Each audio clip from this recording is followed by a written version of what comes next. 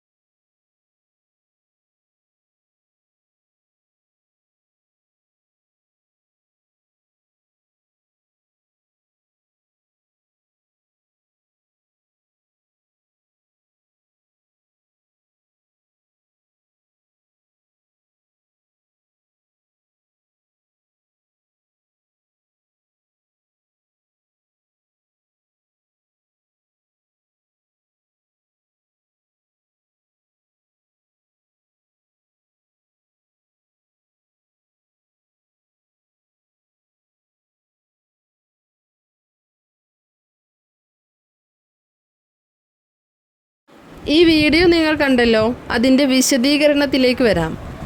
പൊതുവെ പറഞ്ഞാൽ സമ്പാദിച്ചവർ അവരുടെ രീതിയിലും അല്ലാത്തവർ അവരുടേതായ രീതിയിലും ജീവിച്ചു പോകുന്നു.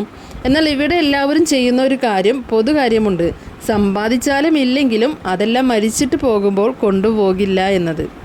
ആ ഒരു പോക്ക് ആരും ഒരു സമ്പാദ്യവും ഇല്ലാതെയാണ് യാത്രയാവുന്നത്.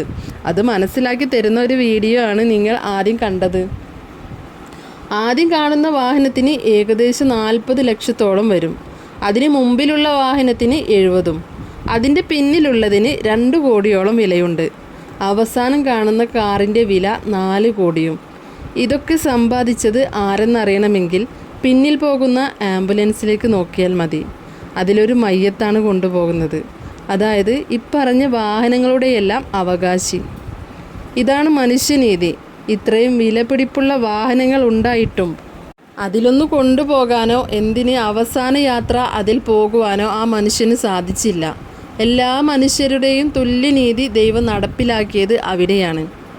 മനുഷ്യൻ എന്നതിൻ്റെ വില എല്ലാവരും അറിയാനും പരസ്പരം സ്നേഹിച്ച് സഹായിച്ച് സഹകരിച്ച് പോകാൻ ദൈവത്തിന് മനുഷ്യർക്ക് കാണിച്ചു തരാൻ കഴിയുന്ന സത്യം ഇതിനപ്പുറം ഏതാണുള്ളത്? എന്നിട്ടും ഇന്ന് വരെയും ആരെങ്കിലും അതെല്ലാം പഠിച്ചോ? ജീവിതത്തിൽ പകർത്തിയോ? ഇല്ല. അതാണ് നമ്മുടെ എല്ലാം തോൽവി.